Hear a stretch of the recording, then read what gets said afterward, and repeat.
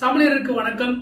நம்ம நாகராஜ் சாரை நம்ம பேட்டி எடுத்துட்டு இருக்கோம். நம்ம லாஸ்ட் வீடியோவில் பார்த்தீங்கன்னா தமிழ்நாட்டில் எந்தெந்த கட்சிகள் 1980 2019 வரைக்கும் திமுக, அதிமுக, பிஜேபி, கம்யூனிஸ்ட் 2 பார்ட்டிகள், அப்புறமாட்டு பார்த்தீங்கன்னா பாட்டாளி மக்கள் கட்சி, நாம் தமிழர் கட்சி எல்லாருமே எந்த மாதிரி ஓட்டு சதவீதம் வாங்கியிருக்காங்க அப்படின்றத நம்ம பார்த்தோம். 1980 2019 வரைக்கும் என்னென்ன மாதிரி இருந்தது, காங்கிரஸ் எப்படி இருந்து நம்ம பார்த்தோம். ஒரு சின்ன ஒரு எக்ஸாம்பிள் என்ன, 40% 4% வந்துட்டாங்க. அதாவது ஒரு பேஸ் ஓட்டு எவ்வளோ, எந்தெந்த கட்சிக்கு எவ்வளோ பேஸ் ஓட்டு இருக்கு, அதுக்கு மேலதான் ஒரு கூட்டணி, அதுக்கு மேல எப்படி வெற்றி வாய்ப்பு, அதுதான் ஒவ்வொரு தேர்தல் நடக்குது அப்படின்னு நமக்கு அழகா விலாவரியா அழகா சொல்லி கொடுத்தாரு நமக்கு நாகராஜ் அவர்கள்.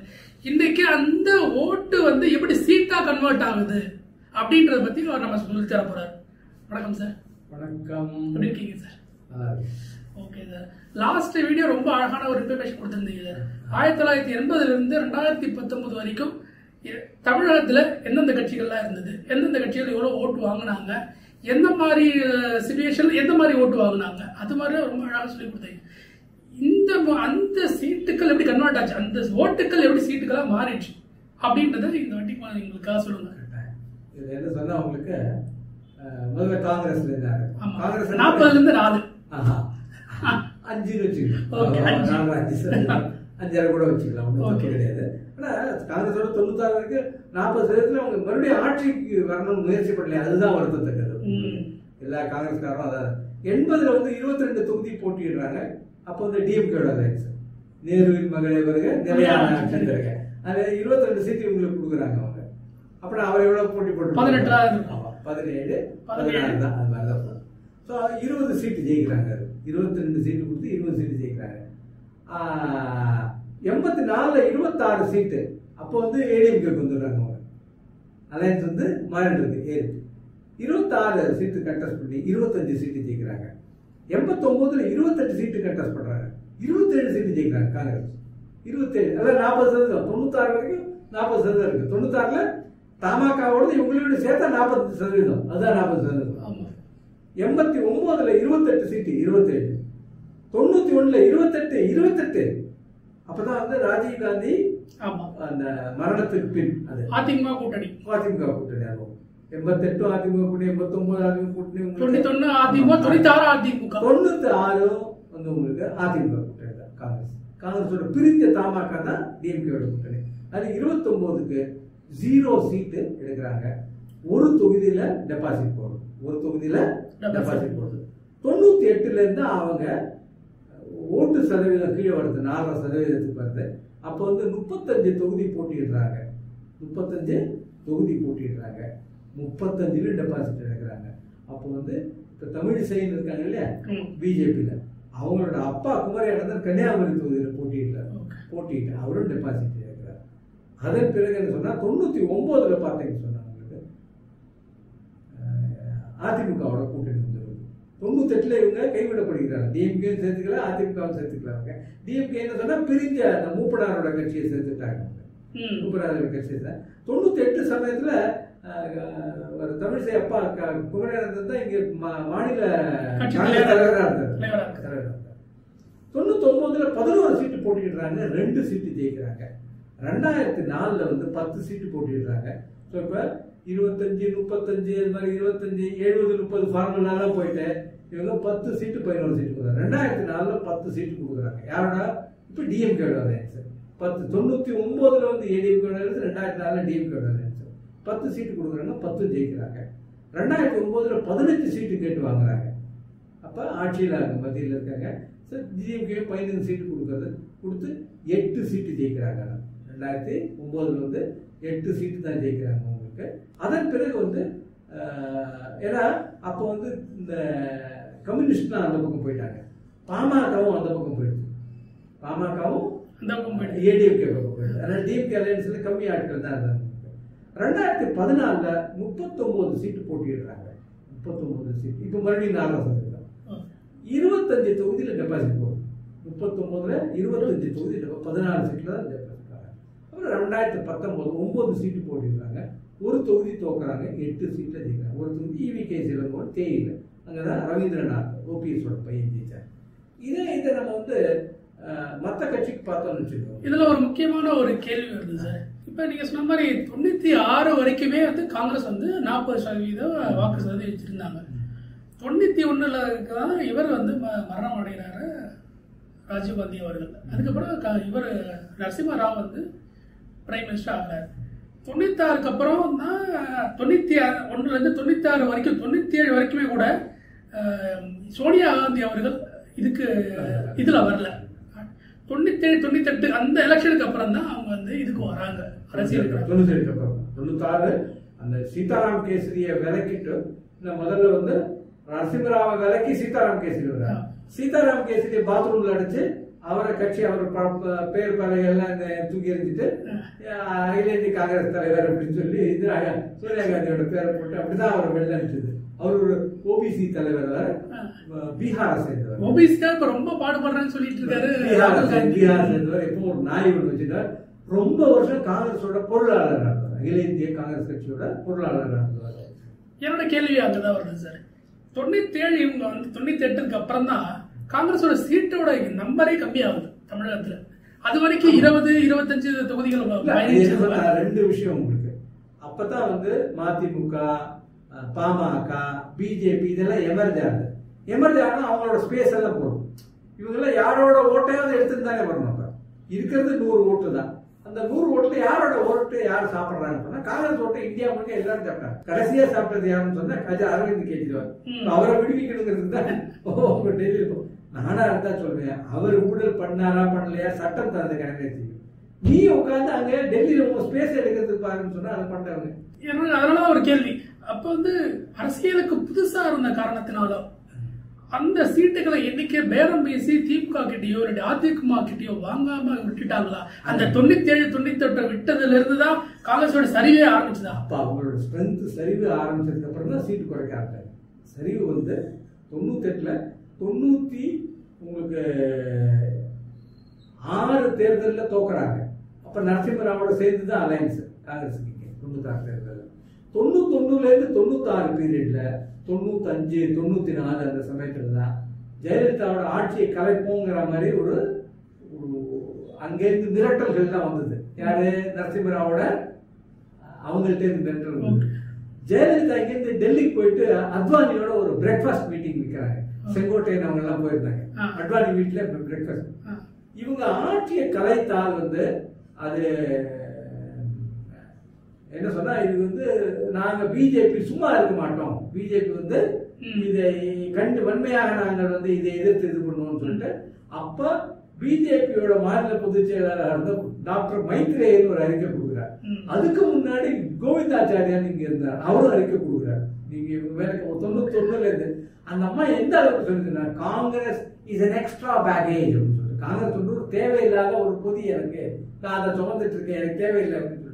ஆனா வந்து 96ல அந்த மாதிரி வேற வழி இல்லாம அவங்களோட தான் இதுக்கு போறாங்க, அலையன்ஸுக்கு போறாங்க.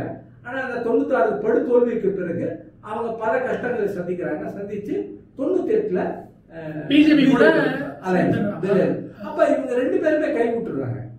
யாரு? டிஎம்கேயும் அவங்களை இது பண்ணல. அப்ப காங்கிரஸோட உண்மையான இது குறைஞ்சிட்டே வருது. அப்கோர்ஸ் காங்கிரஸ் 40% சொன்னா கூட ஒரே ஒண்ணு லெவரேஜிங் சொல்லுவாங்க, பிசினஸ்ல லீவரேஜ். இந்த லீவரேஜ் யார் சொன்ன? Nitish Kumar is leverage. அவருக்கு 3%, 12% இருக்கு. ஆனா அவர் சீஃப் மினிஸ்டர்.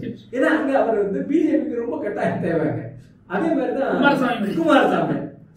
இந்த லீவரேஜிங் தான் அவங்க காங்கிரஸ் பண்ணிட்டு இருக்காங்க. அவங்களுக்கு உண்மையான 40% இருக்காங்க, 32% இருக்கும். அப்ப அவங்க சரியா ஆரம்பிச்சான்னு சொன்னா எல்லாரும் கை விட்டாங்க. அதுக்கப்புறம் கூட இப்ப வந்து என்ன சொன்னா, இப்போ அந்த 5% லீவரேஜிங் இருக்கு. 5% சீட்டு 5 சீட் தான் கொடுக்கும். ஆனா 5% லிவரேஜ் பண்ணி தான் 10 சீட் வாங்குறாங்க. ஆனா அவங்க 25 சீட் வாங்கின அந்த லிவரேஜிங் பொசிஷன் போயிடுது. அவங்களுக்கு 96லே போயிடுது, 98ல முழுக்க போயிடுது. அது இயற்கையாக நடந்த விஷயம். அது எல்லாமே சொன்னா எல்லாமே நான் எப்படி உங்களுக்கு கம்யூனிஸ்ட் சொன்னேன் இல்லையா, 2 சீட் கூட ஷேர் பண்ணிக்கணும்னா இவர் கோச்சிட்டாருன்னு சொன்னா, தம்பி கோச்சிட்டாருன்னு அவரை கூப்பிடாம இவர் 2 சீட்ல இவங்களே கண்டஸ்ட் பண்ணாங்க. அதுதான் இந்த பாலிடிக்ஸ்ல வந்து இருக்கும். ஸோ இப்போ 98ல பண்றது சொன்னா உங்களுக்கு இது முடிஞ்சிருச்சு. டிஎம்கே என்ன சொன்னா 80ல வந்து 16 சீட்டு போட்டிடுறாங்க, 16 ஜெயிக்கிறாங்க. அப்பதான் வந்து இவங்களுக்கு காங்கிரஸோட அலையன்ஸ் அவங்களுக்கு. ஸோ அதன் பிறகு 27 சீட்டு போட்டிடுறாங்க, 2 சீட்டு தான் ஜெயிக்கிறாங்க 89ல் 84ல். அதன் பிறகு வந்து 89ல் 31 சீட்டு எல்லாம் வாஷ் அவுட்.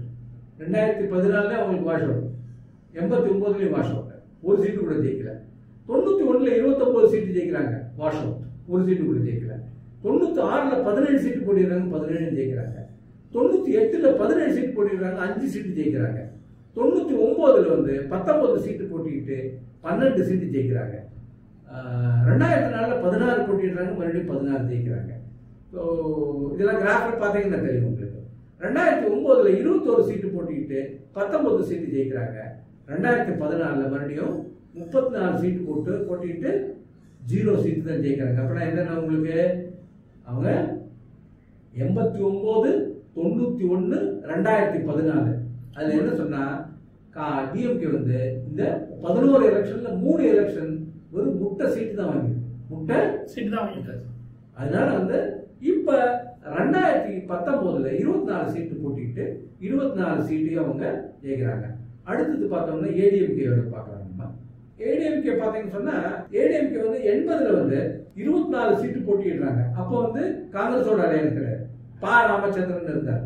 அந்த ஜனதா பார்ட்டியோட அலையன்ஸ் வந்து 2 சீட்டு ஜெயிக்கிறாங்க. 84ல் 12 சீட்டு. இப்பதான் இந்த 70-30 ஃபார்முலா இந்திரா காந்தியோட இம்ப்ளிமெண்ட் ஆகுது. இந்திரா காந்தியோட ஒரு துயரகரமான அவரோட மரணத்துக்கு பின்னால் நடக்கக்கூடிய எலெக்ஷன். ஆல் இண்டியா முழுக்க அவங்க 404 சீட்டு 400 அப்பதான் ஃபர்ஸ்ட் டைம் பண்றாங்க. நேருவே வாங்காத 49% ஓட்டு வாங்குறாங்க. ஸோ 12 சீட்டு போட்டிடுறாங்க, 12 ஜெயிக்கிறாங்க ஏடிஎம்கே. அப்புறம் 89ல் 11 சீட்டு ஜெயிக்கிறாங்க. 91ல் 11 சீட்டு ஜெயிக்கிறாங்க. 96ல் 10 சீட்டு 0 சீட்டு ஜெயிக்கிறாங்க. 98ல் 22 சீட்டு 18 சீட்டு ஜெயிக்கிறாங்க. 99ல் 24 சீட்டு 10 சீட்டு ஜெயிக்கிறாங்க. கிராஃப்ல பாருங்க. இது 2004ல் 33 சீட்டு போட்டிட்டு 0 சீட்டு ஜெயிக்கிறாங்க. 2009ல் 23 சீட்டு போட்டிட்டு 9 சீட்டு ஜெயிக்கிறாங்க. 2014ல் 39 சீட் போட்டிட்டு 37. இது ஒரு வரலாற்று சாதனை. அந்த சமயத்துல பிஜேபி 282, காங்கிரஸ் 44. அதுக்கு அடுத்த கட்சி யாருன்னு சொன்னா ஜெயலலிதா தான். தமிழ்நாட்டில இருந்து அதிமுக 37 சீட்டு. காங்கிரஸ் இவங்களுக்கு என்ன டிஃபரன்ஸ்? 7 சீட்டு தான் டிஃபரன்ஸ். அதுக்கு அடுத்து 2019ல் என்டிஏல இருக்காங்க, 21 சீட்டு போட்டிட்டு அவங்க வெறும் 1 சீட்டு தான் ஜெயிக்கிறாங்க. அடுத்தது வந்து நம்ம பிஜேபியை பார்த்தோம் சொன்னா உங்களுக்கு தமிழ்நாட்டில் பிஜேபியோட பெர்ஃபார்மன்ஸ் என்ன?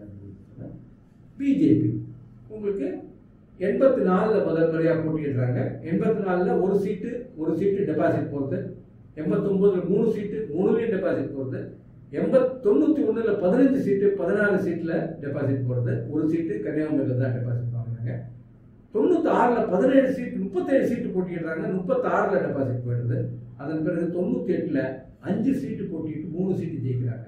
கோயம்புத்தூர், நீலகிரி, திருச்சியில் ரங்கராஜன் குமார் அவர்கள், கோயம்புத்தூர்ல இப்ப ஜார்க்கண்ட் கவர்னர் சிபி ராதாகிருஷ்ணன், நீலகிரியில மாஸ்டர் மாதன் சொல்லிட்டு படுகா. அப்போ வந்து அது ரிசர்வ் சீட்டு கிடையாது, ஜெனரல் சீட்டு. அதன் பிறகு வந்து 99ல் திமுகவோட 98 ஏடிஎம்கே, 99 திமுக 6 சீட்டு போட்டிட்டு 4 சீட்டு ஜெயிக்கிறாங்க. அப்பதான் அந்த ஆறுமுகங்கிறவர் தென்காசியில் வந்து 884 ஓட்டுல தோத்தது. ஸோ அது ஜெயிச்சிருந்தாலும் 5 சீட் ஆயிருக்கும். அப்புறம் 2004ல் 6 சீட்டு போட்டிட்டு 6 தோக்குறாங்க. அதன் பிறகு 2009ல் 18 சீட்டு போட்டிட்டு எல்லாத்துலயும் தோக்குறாங்க. அதன் பிறகு 2014ல் 8 சீட்டு போட்டிடுறாங்க, 1 சீட்டு ஜெயிக்கிறாங்க. 2019ல் 5 சீட்டு போட்டிட்டாங்க, 5 சீட்லயும் வந்து அவங்க தோல்வியை தழுவினார்கள். பிஎம்கே வந்து பார்த்தோம் சொன்னா 91ல இருந்து தான் அவங்க வந்து 89லே போட்டிடுறாங்க. 32 சீட்டு போட்டிடுறாங்க 89ல. 27 சீட்ல டெபாசிட் போகுது. 5 சீட்ல டெபாசிட் வாங்குறாங்க. பாராளுமன்ற தொகுதியில 5 சீட்ல டெபாசிட் வாங்குறதுனா பெரிய சாதனை. அது பண்ணிருக்காங்க. அதாவது எல்லா தொகுதியும் நின்று அவங்க வாங்கியிருக்காங்க. பெரிய சாதனை. அவங்களுக்கு பாக்கெட் சப்போர்ட் இருக்கிறதுனால 91ல் 31 சீட்டு போட்டிடுறாங்க. 28ல டெபாசிட் போடுறது. இது குறைஞ்சு வந்து 7 சீட்ல வாங்கினவங்க இப்ப 3 சீட்ல தான் டெபாசிட் வாங்குறாங்க. அது காரணம் என்ன சொன்னா வேவ் எலெக்ஷன். ராஜீவ் காந்தி மரணத்துக்கு பின்னாடி நடந்த எலெக்ஷன். அது எல்லாமே எந்த வேவ் எலெக்ஷன் 91, 96, 2019 இதெல்லாம் ஒரு மாதிரி வேவ். இந்த சமயத்துல ஒரு வேவ் இதெல்லாம் ஒண்ணு இல்லை. அதனால அதுக்கு பின்னாடி வருவோம். ஸோ 91 98ல் 5 சீட்டு 4 சீட்டு ஜெயிக்கிறாங்க. 99ல் வந்து டிஎம்கேயோட அலையன்ஸ் என்டிஏல இருக்காங்க. 98 என்டிஏ, 99 என்டிஏ. என்டிஏல இருக்கும்போது அவங்க வந்து 7 சீட்டு போட்டிட்டு 5 சீட்டு ஜெயிக்கிறாங்க. கிராஃப்ல பாத்தீங்கன்னா எல்லாமே தெரியும், அந்த பார் கிராஃப் போட்டிருக்குதுல. 2004 5 சீட்டு தோக்குறாங்க. 5 சீட்டு இல்ல, அது 5 சீட்டு ஜெயிக்கிறாங்க. 5 சீட்டு ஜெயிக்கிறாங்க. 2009 6 சீட்டு அப்ப ஏடிஎம்கே வந்துட்டாங்க. கிராஸ் பண்ணி 6 சீட்ல 0 சீட்டு தான் ஜெயிக்கிறாங்க. 2014ல் 8 சீட்டு போட்டிட்டு 1 சீட்டு ஜெயிக்கிறாங்க. 2019ல் என்டிஏல இருக்காங்க. அதிமுக 7 சீட்டு போட்டிட்டு 0 சீட்டு தான் ஜெயிக்கிறாங்க. இதுக்கப்புறம் பார்த்தோம் சொன்னா எம்டிஎம்கே உங்களுக்கு 2009 அவங்க 96 தான். 96 தான் கட்சியா. டிஎம்டிகே தான் 2006 2009. 96ல் வந்து 24 சீட்டு போட்டிடுறாங்க. ஒரு சீட்ல தான் டெபாசிட் வாங்குறாங்க. 23 சீட்டு வந்து தோல்வி. நீங்க சொன்ன மாதிரி என்னது மழை பெய்யும் போது பஞ்சு வைக்க போனார், மழை பெய்யும் போது பிரிப்பு வைக்க போனார். அது அந்த தேர்தல் அது மட்டும் இல்லைன்னா அப்பவே 10% தொட்டுருக்கும். வைகோக்கு அப்போ ஒரு கரிஷ்மா இருந்தது. வைகோ உண்மையிலே நல்ல, ஆனா வந்து நேரம் சரி கிடையாது. அவரோட வாழ்க்கையே வந்து ஒரு மாதிரி ஏன் சோக கதையை கேளுங்கிற மாதிரி தான் அவரோட. 98ல் வந்து 5 சீட்டு போட்டிடுறாரு. அப்போ வந்து என்டிஏல வந்துடுறாரு. பிஜேபி ஏடிஎம்கேரோட 5 சீட்ல 3 சீட்டு. 99ல் 5 சீட்ல 4 சீட்டு பிஜேபி போலே.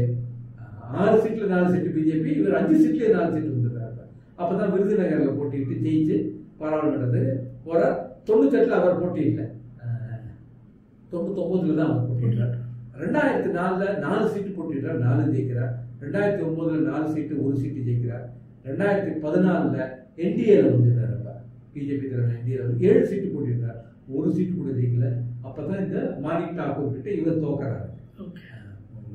2014ல் ஏடிஎம்கே கிட்ட தோக்குறாரு. இவர் 2009ல் தான் அவர் தோக்குறாரு. அப்போ இது இருந்தது உங்களுக்கு, மாணிக் தாக்கூர் கிட்ட வந்து ஒரு தேர்தல் அவர் வந்து தோக்குறாரு. அதன் 2019 அவர் கட்சியை நிற்கல. ஏன்னா கணேசமூர்த்தி இப்ப காலமானார்ல, அவர் வந்து டிஎம்கே சின்னத்தில் நின்று ஜெயிக்கிறார். அதிமுக தான் அவர். ஆனா டிஎம்கே இவங்கெல்லாம் ஒரு 7-8 மாவட்ட செயலாளர்கள் 96ல் இவரை நம்பி வந்தாங்க. மதுராந்தகம் ஆறுமுகம், எல்ஜின்னு சொல்லிட்டு தஞ்சாவூர் மாவட்ட செயலாளர். டிஎம்கே தான் மாவட்ட செயலாளர் பவர்ஃபுல் போஸ்ட். அதை விட்டு வந்தாங்க. விட்டு இவங்க அவங்க எல்லாரும் கடைசியில் என்ன சொன்னா செஞ்சி ராமச்சந்திரன் இவங்கெல்லாம் வந்து அரசியல் வாழ்க்கையே ஒழிச்சிட்டோம் அப்படிங்கிற மாதிரி இவங்களுக்கு. டிஎம்டிகே 2006ல் வருது. 2009 பாராளுமன்ற தேர்தலில் போட்டிட்டு 39ல் போட்டிட்டு 30ல் டெபாசிட் வாங்குறாங்க. 9 சீட்டு 30 டெபாசிட் போட்டு 9 சீட்ல டெபாசிட் வாங்குறாங்க. 2014 14 சீட்டு போட்டிட்டு 3 சீட்ல டெபாசிட் வாங்குறாங்க. 2019ல் 4 சீட்டு போட்டிட்டு வெறும் 3 சீட்ல தான் டெபாசிட் வாங்குறாங்க. 1 சீட்ல டெபாசிட் வாங்க முடியவில்லை. கம்யூனிஸ்டை பொறுத்த மட்டும் அவங்க எப்பவுமே வந்து பிகி பேக் அப்படிங்கிறதுனால வந்து அவங்களோடது ஒரு மாதிரி நெக்லிஜிபிள் தான். அவங்கள பத்தி நம்ம இது பார்க்க மாட்டோம். இந்த பர்சன்டேஜ் ஆஃப் ஓட்ஸ் பத்தி நம்ம சொல்லும்போது இப்ப இந்த கிராஃப் பாருங்க, எல்லாரோடதும் இது லைன் கிராஃப். உங்களுக்கு எப்படி மேல போறது எப்படி கீழே வருது. காங்கிரஸ் ஓட்டு பாத்தீங்கன்னு சொன்னா இப்ப 1980ல இருந்து உங்களுக்கு பாருங்க 31.62% இருந்து 40.51% வருது. அப்புறம் 39.86%, அப்புறம் 42 இருந்து 96 தான் கீழே விடுறாங்க. அவங்க 18.26% வந்து 27 டிஎம்சி பிரிச்சு போயிடுது. ஆமா, 27 டிஎம்சி பிரிச்சு போயிடுது. சோ அதுக்கப்புறம் பார்த்தா 98ல 4.78% வருது. 99 மறுபடியும் 11.1 வராங்க. 14.4. இது மாதிரி ஒவ்வொருத்தரோட கிராஃப் நீங்க பாத்தீங்கன்னு சொன்னா டிஎம்கேயோட கிராஃப் பாருங்க. இப்ப அடுத்து பாருங்க ஏடிஎம்கேயோட கிராஃப் பாத்தீங்கன்னா தெரியும் உங்களுக்கு. அடுத்து பிஎம்கேயோட கிராஃப் பாருங்க. அதுக்கடுத்து பாத்தீங்கன்னா எம்டிஎம்கேயோட கிராஃப் இருக்கு. அப்புறம் இண்டிபெண்டன்ஸ் அவங்களோட கிராஃப் இருக்கு. பாத்தீங்கன்னா டிஎம்டிகே வருது. 2009ல இருந்து எப்படி விழுது பாருங்க. அங்க இருந்து அவருக்கு கிடைச்சது வந்து 2009ல 10.1%, 2014ல 5.19. அப்படியே சரி ஒரு சரிவு வருது உங்களுக்கு. அதுக்கப்புறம் பாத்தீங்கன்னா அங்கேருந்து சரிஞ்சு 2.2% வந்துதா 2019ல. இதுதான் உங்களுக்கு கம்யூனிஸ்ட்ல பாத்தீங்கன்னா சொன்னா ஏறி இறங்கி இதா இருக்கும். இப்ப சிபிஐயோட பாக்கலாம் நீங்க. அப்புறம் சிபிஎம் ஓடுது. பிஜேபி பாத்தீங்கன்னா சொன்னா 80ல இருந்து அப்படியே நல்ல ஒரு ஏற்றம் உங்களுக்கு. 98 99ல நல்ல ஏற்றம். அப்புறம் அங்கேருந்து 2004 2009 நல்ல இறக்கம். அதுக்கப்புறம் 2014 மேலே ஏறாங்க, அப்புறம் 2019 இறங்குறாங்க. இப்ப ஏறுவாங்களா இறங்குவாங்களா அதை நம்ம அடுத்த வீடியோவில் பார்க்கலாம். அடுத்தது இதுல ஒரு முக்கியமான விஷயம், இந்த கிராஃப்ல இருந்து நமக்கு என்ன தெரியுது சார்? ரெண்டு விஷயம் நான் சொல்லிடுறேன். இப்ப இந்த கிராஃப் எல்லாம் பார்த்ததுல என்ன சொன்னா பேஸ் ஓட்டு என்ன தெரிஞ்சுது. இப்ப நீங்க புரிஞ்சுக்கணும், இப்ப காங்கிரஸோட பேஸ் ஓட்டு எவ்வளவு? 5.5%. பாமகவோட பேஸ் ஓட்டு 5.5, அந்த 5.5 வச்சுங்க, இதோட வச்சுக்கலாம். பிஜேபியோட பேஸ் ஓட்டு எவ்வளவு? 3%. திமுக அதிமுக பேஸ் ஓட்டு எவ்வளவு? 22-25%. இதுதான் 22-25, இல்ல 23-25, 26 இதோட வச்சுக்கணும். இதான் பேஸ் ஓட்டு. கம்யூனிஸ்டோட 1.5%, ஆளுக்கு 1.5%, விசிக 1.5%, மதிமுக 1.5%, விடுத்து இவங்க நாம் தமிழர் கட்சி 4% வரை வந்திருக்காங்க. இப்போ 6% இருக்கவங்க இது சட்டசபையில இருக்கு. நம்ம அதுல 5.5% வச்சுக்கலாம். இவருக்கு என்ன சொன்னா நம்ம தேமுதிக 2% வச்சுக்கோங்க. இதுதான் இன்னைக்கு இருக்கு. இதுல இருந்து தான் எப்படி பில்ட் பண்ண போறேன்னு சொல்லிட்டு இதுல பில்ட் பண்ணேன்னு சொன்னாங்க. அதிமுக ஒரு சின்ன அணியா இருந்துச்சு, அவங்க மாபெரும் கூட்டணின்னு சொன்னாங்க. கடைசியில வந்து அவரோட முக்கியமான ஒரு கூட்டணி இது யாருன்னா மன்சூர் அலிகார்னு ஒரு நடிகர், அவரை வச்சுதான் இவங்க முக்கியமா வந்து ஒரு கூட்டணி பேச்சுவார்த்தை எடுத்துனாங்க. ஏன்னா ஒரு நகைப்புக்குரியதாயிடுச்சு. ஆனா வந்து பிஜேபி அவங்க ஒரு நல்ல அணியை கட்டமைச்சிட்டாங்க. அவங்கள்ட்ட யாராவது இருக்காங்க? ஜான் பாண்டியன் அவரோட கட்சி இருக்கு, தேவநாதன் யாதவ் அவரோட கட்சி இருக்கு, தமாக அவரோட கட்சி இருக்கு, பாமக அப்புறம் பாரிவேந்தர் ஐஜேகே அவரோட இருக்கு, ஏசி சண்முகத்தோட பிஎன்கே புதிய நீதி கட்சி இருக்கு, பிஎன்கே இருக்கு. அதுக்கப்புறம் வந்து பாமக இருக்கு, 6% ஓட்டோட பாமக, பாஜக 3%. ஸோ பிஜேபியோட என்டிஏவோட பேஸ் ஓட்டு வந்து something around 72 to 75 lakhs. 75 lakhs will they cross 1 crore and 1 crore 10 lakhs கூட. அதிமுக கோர் ஓட்ல இருந்து ஒரு 3ல இருந்து 5, 2021 அசம்பிளி தேர்தலே ஒரு 2.5% ஓட்டு அமமுக வாங்கியிருக்கோம். இவர் அவங்களோட இருந்தாங்க, இருந்துமே 19 அவங்களுக்கு வந்து 33% 31% கிடைக்கும் அசம்பிளி தேர்தல் போது. இப்போ ஓபிஎஸ் அப்ப இன்னும் ஒருங்கிணைப்பாளர் தானே இருந்தாங்க. ஸோ அதனால இப்ப அதிமுக கிட்டத்தட்ட அவங்களோட கோர் ஓட்ல இருந்து ஒரு 3ல இருந்து உங்களுக்கு 4% வெளியில போயிருக்கு அமமுகனாலே ஓபிஎஸ்னாலே. ஏன்னா அது டவுன் சவுத் காசு. அப்படி போட்டோம் சொன்னா உங்களுக்கு 25% சொன்னா இப்ப இன்னைக்கு 20 இல்ல 21%, நம்ம 21 எடுத்துப்போம். உங்களுக்கு 21 கொஞ்சம் அடைய முடியாது. இந்த 21 பேஸ் ஓட்டா வச்சு அவர் 21 மேல கொண்டு போறாரா? அவருடைய பெரிய அணின்னு ஆகல, அதனால மேல கொண்டு போக முடியுமா, கீழே கொண்டு வர்றாரா, அது பார்க்கணும். இப்ப 20-21% இடத்துல 95 லட்சம் ஓட்டு இல்ல 90 லட்சம் ஓட்டு தான் அப்புறம் உங்களுக்கு அப்படி பார்த்தோம் சொன்னா 80 லட்சம் ஓட்டு 85 லட்சம் ஓட்டு. ஏன்னா முன்னாடி நம்ம பார்க்கும்போது பார்த்தா 2019 18.19% வாங்கிருக்கோம். அவ்வளவுதான். அந்த 21% தான் இன்னைக்கு லோக்சபா பார்க்கணும்னா அவருக்கு வரும். லோக்சபால எப்பவுமே அதிமுக கம்மியானது, ஏன்னா சீட்டு இன்னைக்கு ஆனா சீட்டு நிறைய கண்டெஸ்ட் பண்ண போறாங்க. கிட்டத்தட்ட 33 சீட் அவங்க கண்டெஸ்ட் பண்றாங்க. அதனால வந்து இப்ப அந்த 20%, 21%, 90 லட்சம் ஓட்டுல இருந்து அவரை 1.25 லட்சத்துக்கு கொண்டு போறா, 90ல இருந்து கீழே வரதா, இது பார்க்க வேண்டியது. இப்ப டிஎம்கே தலைமையில எஸ்பிஏன்னு சொல்றாங்க, அது இந்தியா அலையன்ஸ். அவங்களோடது எப்படி இருக்கும் பார்த்தா என்னுடைய கணிப்புப்படி அவங்க கடந்த முறை பெற்ற 52-52.5% இருந்து 45-48% கிட்டத்தட்ட 5% அவர்களுக்கு வாக்குகள் குறைவதற்கான வாய்ப்பு என்பது என்னோட கணிப்பு. 45-48 அவங்க 50 கிராஸ் பண்ண மாட்டார்கள் என்பது. அதுக்கு 2 காரணம் இருக்கு. இந்த 2 காரணத்தை உங்களுக்கு இருக்கு. என்ன சொன்னா என்னோட கணிப்புப்படி வருகின்ற பாராளுமன்ற தேர்தலிலே கடந்த 3 தேர்தல்களில் இந்த டர்ன் அவுட், அதாவது ஓட்டு பதிவு வந்து ஆல்மோஸ்ட் 73% இருந்தது. அது 2 அல்லது 3 விழுக்காடுகள் குறைவதற்கான வாய்ப்பு இருக்கின்றது என்று நான் கருதுகின்றேன். ஒன்று, மக்களுக்கு இருக்கு லாஸ்ட் டைம் இருந்த என்தூசியாசம் இப்ப கிடையாது. நான் சொன்னேன் உங்களுக்கு ஒரு வேவ் எலெக்ஷன் போல இருந்தது லாஸ்ட் டைம், ஆன்டி மோடி அதுல கட்டமைச்சாங்க.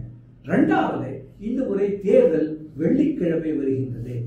நார்மலா சிட்டியில இருக்கிறவங்க வெள்ளிக்கிழமை வந்ததுன்னா என்ன பண்ணுவாங்க சொன்னா வியாழக்கிழமையே ஊருக்கு பஸ் பிடிச்சி கிளம்பி போயிடுவோம். 3 நாள் இல்லைன்னா யாரும் பல பேர் டூருக்கு போயிடுவோம். இது மக்களோட ஒரு ஒரு மனோபாவம் பழக்கமாயிடுது. பல சமயத்துல இது வெள்ளிக்கிழமை தேர்தல் வச்சா இப்படிதான் நடக்கும். தமிழ்நாட்டுல இந்த தேர்தல் வைக்கிறதுனால இதுல பல பேர் பிஜேபி சப்போர்ட்டர்ஸ் கூட பாதிக்கலாம். ஆனா வந்து இது அவங்க வெளில போவாங்க. அதனால ஓட்டு சதவீதம் கீழே இறங்குவதற்கு வாய்ப்பு. அப்படி இறங்கினால் உங்களுக்கு 70% 4.3 கோடி தான், 4 கோடியே 30 லட்சம் ஓட்டு தான் பதிவாகும். இல்ல 4.5 கோடி போன தடவை போலதான் ஆகும் அப்படின்றது என்னோட கணிப்பு. நாம தவறு ஆகலாம். ஏன்னா மக்களோட எல்லாத்தையும் நம்ம வந்து கணிக்க முடியும் அப்படின்னு சொல்ல முடியாது. இது ஒரு போக்கை வைத்து எந்த டைரக்ஷன்ல போயிட்டு இருக்குங்கிறத வச்சு நான் இதை கணிச்சிருக்கேன். இது ஜூன் 4ஆம் தேதியில 19ஆம் தேதியே தெரிஞ்சிடும். ஏப்ரல் 19 ஓட்டுப்பதிவு என்னங்கிறது. ஓட்டுப்பதிவு என்ன ஆயிருக்குங்கிறத வச்சு நம்ம எக்ஸ்ட்ராபோலேட்டா மாடரேட் பண்ணலாம். பழைய டாட்டா வச்சு நம்ம மாடரேட் பண்ணி we can come to some conclusion. Seat பத்தி நான் இப்போ ஒன்றும் சொல்ல. இப்போதைக்கு என்னோட கணிப்பு சொன்னா 19 25% 26% அதிமுக கூட்டணியும் பாஜக கூட்டணியும் பெறுவதற்கு வாய்ப்பு இருக்கிறது. 5.5% அல்ல 6% வரைக்கும் இவருக்கு எனக்கு தெரிஞ்சு 5 தான் வரும்னு சொல்லிட்டு நாதாக்காவுக்கு வாய்ப்பு இருக்கு. அதாவது சீமான் தலைமையில் நாதாக்கா அதுல ஒரு தொய்வு வந்திருக்கு. அவங்களுக்கு சின்னம் வேற மாற்றப்பட்டிருக்கு. இதெல்லாம் ஒரு ஃபேக்டர்ஸ். அவங்களுக்கு கட்சிக்குள்ள ஒரு தொய்வு இருக்கு அப்படிங்கிறத நான் பாக்குறேன். இல்லைன்னா நான் வந்து அவரோட பெருசா கணிச்சிருக்கேன். நான் முன்னாடியே கூட நம்ம சாமானியர்களே வந்திருக்கிறது 2023 ஜனவரியில் பண்ணியிருக்காங்க. திமுக கூட்டணியை பொறுத்த மட்டும் அவங்க வந்து 45 48% அவர்களுக்கு கிடைப்பதற்கு வாய்ப்பு. 49 50 போவதற்கு வாய்ப்பை நான் காணவில்லை. நான் தவறாகவும் நிரூபிக்கப்படலாம். தேர்தல் முடிவுகள் என்னுடைய கணிப்பு தவறு. ஆனால் இன்றைய நிலைமையில் ஏனென்றால் 4 வழியாக இந்த ஓட்டுகள் பிரிவுகள் 4 கார்னர் ஜெனுவன் 4 கார்னர் கண்டஸ்ட், அதாவது 4 முனை போட்டி, ஒரு உண்மையான 4 முனை போட்டி இப்ப நம்ம சந்திக்க இருக்கிறோம். அதனால இந்த 4 முனை போட்டி டிஎம்கே அலையன்ஸுக்கு, டிஎம்கே தலைமையிலான அலையன்ஸுக்கு as a psychologist இது ஒரு டிஸ்அட்வான்டேஜ் அப்படின்னு நான் நினைக்கிறேன். டிஸ்அட்வான்டேஜ் நான் நினைக்கிறேன். வெளியில யாரும் இப்ப எல்லாம் சொல்லுவாங்க all put up brave face, அதெல்லாம் நடக்கும், நாங்க 55% வாங்கணும் தான் சொல்லுவாங்க. 39க்கு 39. நான் சீட்டு இப்ப சொல்லல. சீட்டு அடுத்த தடவை நான் வந்து வரும்போது அந்த சமயம் நான் உங்களுக்கு சீட்டு சொல்றேன். அதற்கான களத்துல கொஞ்சம் போய் பார்த்தேன்னா தான் எனக்கு வந்து சீட்டு பத்தி இன்னும் தெளிவான இது பண்ண முடியும். ஆனா இன்னைக்கு முன்னணியில இருக்கிறது இந்த சதவீதத்தை வச்சே சொல்லலாம். ஏன்னா இவங்க கிட்டத்தட்ட 20% வித்தியாசம் உங்களுக்கு இருக்கிறதுனால பெரும் பகுதியான சீட்டை ஜெயிச்சு அவங்களுக்கு வரதுக்கு தான் வாய்ப்புங்கிறது என்னோட கணிப்பு. ஆனா வந்து சீட்டை பத்தி நான் இப்ப சொல்ல விரும்பல. ஓட்டு சதவீதம் இது இருக்கலாம். 19 26 27% கூட போகலாம். 2 பேருக்குள்ள யார் வேணாலும் போகலாம். இல்ல ஒருத்தர் 23 ஒருத்தர் 25 கூட அப்படி கூட வரலாம். இதுல எங்க விட போறாங்க, எங்க பண்ண போறாங்க அப்படின்னு சொல்லி இவங்களுடைய பரப்புரைகள் எப்படி இருக்கு, தேர்தல் ஸ்ட்ராட்டஜி இதை பொறுத்து இது அமையும். அடுத்தது பாத்தீங்கன்னா நீங்க சொன்ன மாதிரி 2019 தேர்தல் மாதிரி இல்லை. 2019 2 பேர் தான் இருந்தாங்க மற்ற கூட்டணியிலே. மற்ற 3 கூட 3 சொல்ல முடியாது, 2.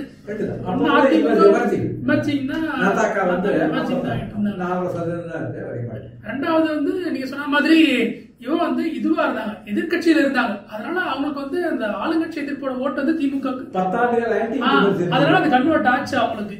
ஆனா இந்த வாட்டி இவர் ஆளுங்கட்சியா இருக்காரு. இவருக்கு 3 வருஷம் அன்இன்கம்பன்சி இருக்கு. அதனால நீங்க சொல்ற மாதிரியான வாய்ப்புகள் நிறையவே இருக்கு. பார்க்கலாம். நம்ம 2024 வந்துருச்சு. ஏப்ரல் மாசம் வந்தாச்சு. இன்னைக்கு 5ஆம் தேதி. இன்னும் ஒரு 14 நாட்கள் இருக்கு. 19ஆம் தேதி ஈவினிங் ஒரு 6-7 மணிக்கு நமக்கு ஓட்டு சதவீதம் யார் யாருக்கு மொத்த ஓட்டு எவ்வளவு விழுந்திருக்கு அப்படின்றத நமக்கு தெரிஞ்சிடும். அடுத்தது நம்ம தொகுதி வாரியா எப்படி யார் யாருக்கு அதிகமான ஓட்டுகள், நீங்க சொன்ன மாதிரி 24% மொத்தமா வாங்கியிருந்தாலும் சில பாக்கெட்ஸ் நீங்க சொன்ன மாதிரி இப்ப அந்த பாட்டாளி சில பாக்கெட்ல 30, 35, 40% வரையும் போறதுக்கான வாய்ப்புகள் இருக்கு. அது மாதிரி எந்த தொகுதிகள் இருக்கு அப்படின்றத நம்ம அனலைஸ் பண்ணலாம் சார். மிக்க நன்றி.